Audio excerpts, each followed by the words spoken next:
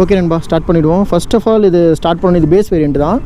So இதில் வந்து பார்த்திங்கன்னா நமக்கு வந்து நார்மலாக பேட்ரி பர்சன்டேஜ் அண்டு ரேஞ்ச் வந்து காட்டுது. பிரேக்கை பிடிச்சி ட்ரைவ் மோட் போட்டோம்னா ட்ரைவ் தான். ஓகே, ஸ்டார்ட் பண்ணிவிடுவோம். ஓகே, இந்த செட்டாக்கோட எலக்ட்ரிக்கை பொறுத்த வரைக்கும் நமக்கு 4 விதமான வேரியன்ட்ஸ் இருக்குது. இது 3001 அப்படிங்கிற பேஸ் வேரியண்ட் தாங்க. இது பேஸ் வேரியண்ட்டில் பொறுத்த வரைக்கும் உங்களுக்கு வந்து டிஎஃப்டி டிஸ்பிளே அந்த மாதிரியான ஆப்ஷன்ஸ் எதுவுமே வந்து வராது. நமக்கு நார்மலான ஒரு கலர்டு டிஸ்பிளே தான் கொடுத்துருப்பாங்க. பட் அதுவுமே சஃபிஷியண்ட்டான இன்ஃபர்மேஷன்ஸ் எல்லாமே வந்து கொடுத்துருக்கோம். ஸோ ஓகே, ஏன்னா அந்த பேட்ரி ஓட்டுற அந்த ஃபீல், அந்த விட்டு பவர் இது பண்ணுறது, அந்த இதெல்லாமே நல்லாவே ஃபீல் ஆகுது. ஒரு பெட்ரோல் அண்ட் எலக்ட்ரிக் அளவுக்கான அந்த ஒரு பீக் பவர் வந்து இதில் இல்லை. ஸோ இது வந்து நார்மலான ஒரு எலக்ட்ரிக் பவர் தான் வந்து பார்த்திங்கன்னா ஜென்ரேட் பண்ணுது. ஸோ இதோட நார்மல் எலக்ட்ரிக் பவர் அப்படிங்கிறப்போ இந்த மோட்டரோட ஸ்பெசிஃபிகேஷன்ஸ் வந்து 3 கிலோவாட் மோட்டர் வந்து கொடுத்துருக்காங்க. ஸோ இதோட ப்ரைஸ் அப்படின்னு பார்க்குறப்போ 1,15,000 அந்த ரேஞ்ச் வந்து வருது பேசிக் வேரியண்ட்டு.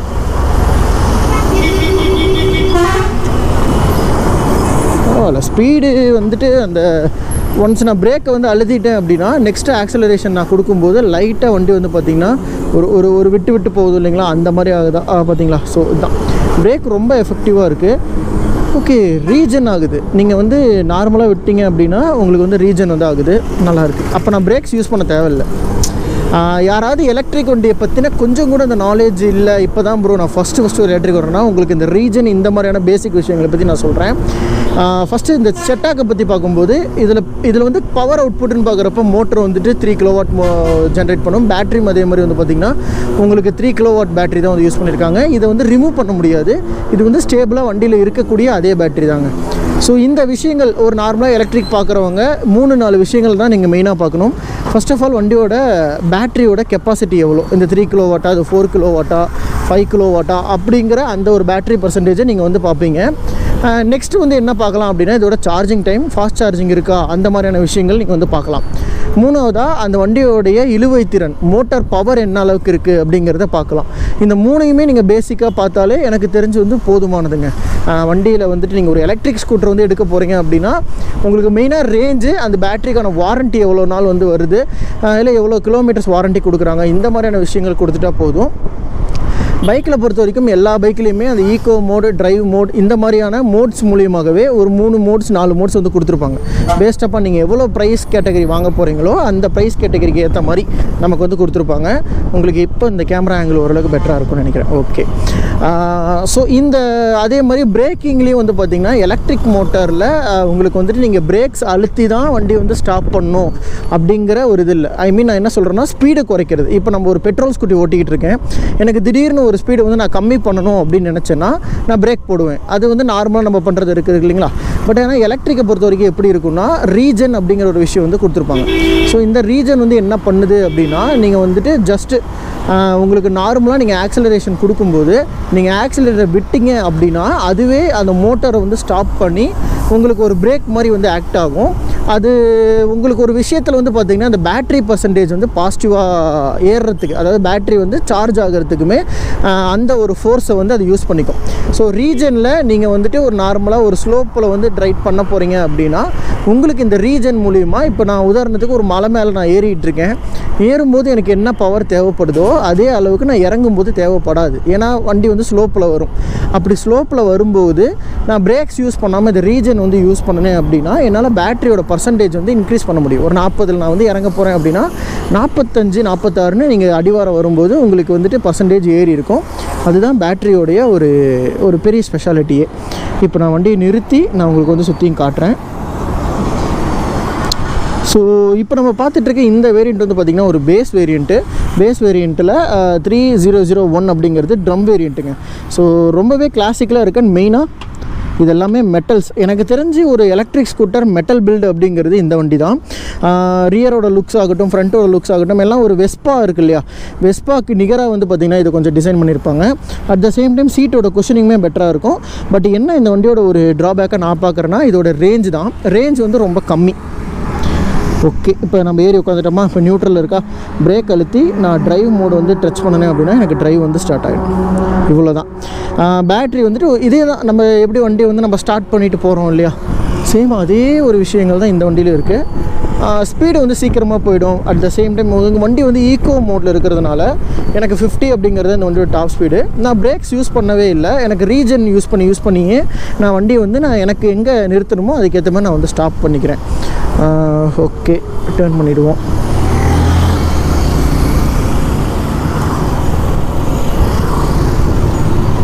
ஸோ நெக்ஸ்ட்டு 2 மோடு இருக்குது. மோட்ஸ் வந்து சேஞ்ச் பண்ணி பார்ப்போம்.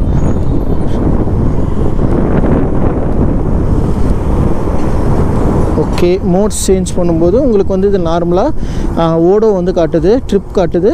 ஓகே, ட்ரிப் அண்ட் ஓடோ இந்த மாதிரி விஷயங்கள் வந்து காட்டுது. நெக்ஸ்ட் இதோடைய மோட்ஸ் சேஞ்ச் பண்ணும்போது ஸ்போர்ட் மோடுங்கிறப்ப அதோட லைட்டாக நான் முறுக்கிட்டு இருக்கும்போதே நான் பட்டனை மட்டும் தான் ப்ரெஸ் பண்ணேன். எனக்கு உடனே அந்த ஸ்போர்ட் மோடு வந்து ஆன் ஆகி வண்டி வந்து பார்த்திங்கன்னா ரன் ஆகுது. அப்படி பார்க்கும்போது எனக்கு இந்த வண்டியோட ரைடிங் அப்படிங்கிற விஷயங்கள் வந்து நல்லாயிருக்கு. நீங்கள் மோட்ஸ் யூஸ் பண்ணக்கூடிய, இப்போ நான் வந்து ஸ்போர்ட் மோடில் இருக்கேன். இதுக்கு முன்னாடி ஈக்கோ மோடில் ஒரு 50 வரைக்கும் போச்சு. ஸ்போர்ட் மோடு வந்து நம்ம ட்ரை பண்ணி பார்க்கலாம் எவ்வளோ தூரம் போகுது அப்படின்ட்டு. பேட்டரியோட பர்சன்டேஜ் 17 தான் இருக்குது. பட் ஸ்போர்ட் மோடு அட்வைசபிள் இல்லை. நான் கொஞ்சம் நேரம் ஆன் பண்ணிவிட்டு திரும்ப நான் வந்து ஈக்கோ மோடுக்கே போயிடுறேன். சரிங்களா?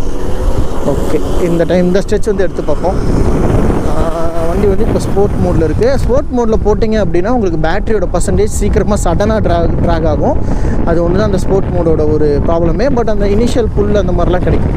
நிறைய பேருக்கு இந்த ஓலா வந்து ஓவர் பவர்டாக ஃபீல் ஆவீங்க. ஸோ நம்மலாம் என்ன பண்ணலாம் அப்படின்னா, ஓலா இல்லாமல் அதர் ஸ்கூட்டர்ஸ் நீங்கள் பார்க்கும்போது செட்டாக் அப்படிங்கிறது ஒரு பெஸ்ட் ஆப்ஷனாக இருக்கும்.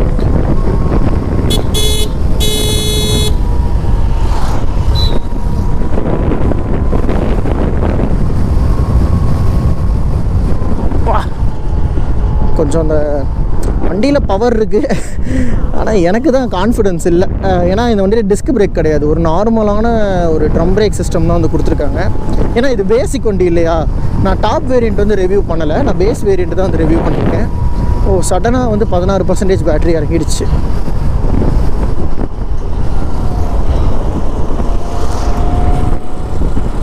ஓகே, இந்த இடத்துல ஒரு ஸ்ட்ரெச் எடுத்து பார்ப்போம். எவ்வளோ புஷ் ஆகுது அப்படிங்கிறத பார்க்கலாம்.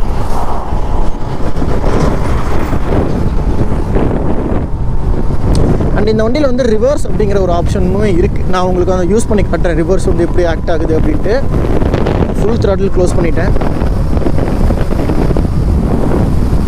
69, 70ங்க. ஓகே, 70 வரைக்குமே வந்து போகுது.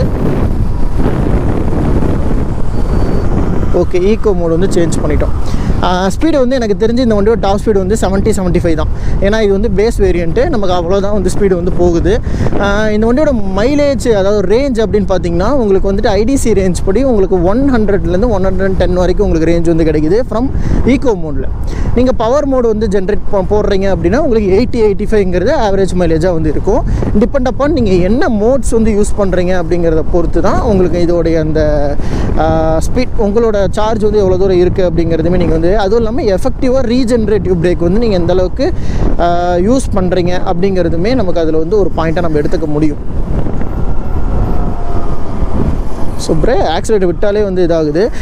நிறைய பேர் ஒரு ஆப்ஷன்ஸில் ஸ்கூட்டர் பார்த்துட்ருக்கீங்க. உங்களுக்கு ஒரு எலக்ட்ரிக் ஸ்கூட்டர் வந்து பார்த்துக்கிட்டு இருக்கீங்க. உங்களுக்கு ஒரு நல்ல எலக்ட்ரிக் ஸ்கூட்டர் வந்து ஒரு நல்ல ப்ரைஸ் ரேஞ்சில் வேணும் அப்படின்னு நினைக்கிறவங்க நீங்கள் தாராளமாக செட்டாக் வந்துட்டு கன்சிடர் பண்ணி பார்க்கலாம். நமக்கு ஆல்மோஸ்ட் அது ஓரளவுக்கு ஒரு ரீசனபுளாக இருக்கும். நான் இந்த இடத்துல வந்து டேர்ன் பண்ணி காட்டுறேன். டேர்ன் பண்ணுறதுக்கு முன்னாடி ரிவர்ஸுமே நான் உங்களுக்கு வந்து போட்டு காட்டுறேன், ரிவர்ஸ் எப்படி ஆக்ட் ஆகுது அப்படின்ட்டு. ஓகே, ரீஜன் யூஸ் பண்ணி தான் ஸ்டாப் பண்ணுறோம் வண்டியை. எப்படி ஸ்டாப் ஆகுதுன்னு பாருங்கள். நான் பிரேக் அப்ளை பண்ணலை. ஓகே, ஸ்டாப் பண்ணிட்டோமா? இப்போ ரிவர்ஸ் போட்டு பார்க்கலாம்.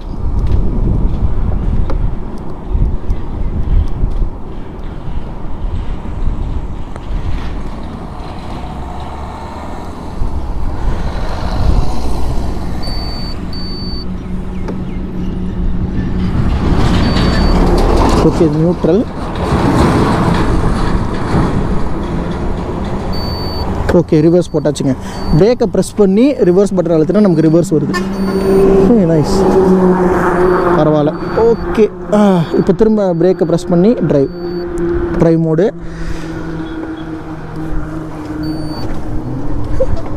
ட்ரிஃப்டெல்லாம் ஆகுது. இந்த இந்த செட்டாக் பொறுத்த வரைக்கும் நீங்கள் என்ன கன்சிடர் பண்ணலாம் அப்படின்னு கேட்டிங்கன்னா, ஒரு ஆல்மோஸ்ட் நீங்கள் வந்துட்டு ஒரு டே டு டே லைஃப் போகிறீங்க. ஒரு நாளைக்கு நீங்கள் ஒரு 10 கிலோமீட்டர் பாரு அப் அண்ட் டவுன், ஒரு 20 கிலோமீட்டர் அவ்வளோதான் உங்களுக்கு இருக்குது அப்படின்னா, ஒரு மெட்டலில் ஒரு எலக்ட்ரிக் ஸ்கூட்டர் வேணும் அப்படின்னா நீங்கள் செட்டாக் சூஸ் பண்ணலாம். ஒரு 1,10,000 ரேஞ்சில் வரக்கூடிய ஒரு மாடல் இது. இதோட ஹை பர்ஃபார்மன்ஸ் எல்லாமே 150 கிலோமீட்டர்ஸ் ரேஞ்ச் வந்து இருக்கிற மாடல்ஸும் இருக்குங்க. ஸோ இது இவங்க சொல்கிற ரேஞ்ச் எல்லாமே அந்த 50 ஈக்கோவில் வந்து கிடைக்கிறது தான். உங்களுக்கு வந்து நார்மலாக ஈக்கோவில் கிடைக்கிற அந்த ஒரு விஷயங்கள் தான் வந்து சொல்கிறாங்களே தவிர, உங்களுக்கு இது வந்து நீங்கள் எப்பயும் போல் ஒரு பெட்ரோல் ஸ்கூட்டர்ஸ் ஓட்டுற மாதிரி நமக்கு வந்துட்டு அந்த ஒரு ஸ்பீடை வச்சு இவங்க வந்து சொல்லலை. சரிங்களா? ஸோ இதோட இந்த வீடியோ நான் வந்து என் பண்ணிக்கிறேன். உங்களுக்கு ரேஞ்சுமே அந்த எலக்ட்ரிக் ஸ்கூட்டரோட ஒரு சின்ன ஒரு விஷயங்களுமே உங்களுக்கு வந்து புரிஞ்சிருக்கும். ஸோ எப்படி இருக்குது அப்படிங்கிறதையுமே சொல்லுங்கள். அண்டு நம்ம சேனலில் வரக்கூடிய வீடியோஸ் எல்லாமே நம்ம இதே மாதிரி நிறைய விஷயங்கள் வந்து ஷேர் பண்ணிகிட்ருக்கோம். உங்களுக்கு அந்த வீடியோஸ்லாம் பிடிச்சிருக்கும் அப்படின்னு நம்புகிறேன். ஸோ இதே மாதிரி இன்னொரு நல்ல வீடியோவோட நான் உங்களை வந்து மீட் பண்ணுறேன். தேங்க்ஸ் ஃபார் வாட்சிங். Take care and bye.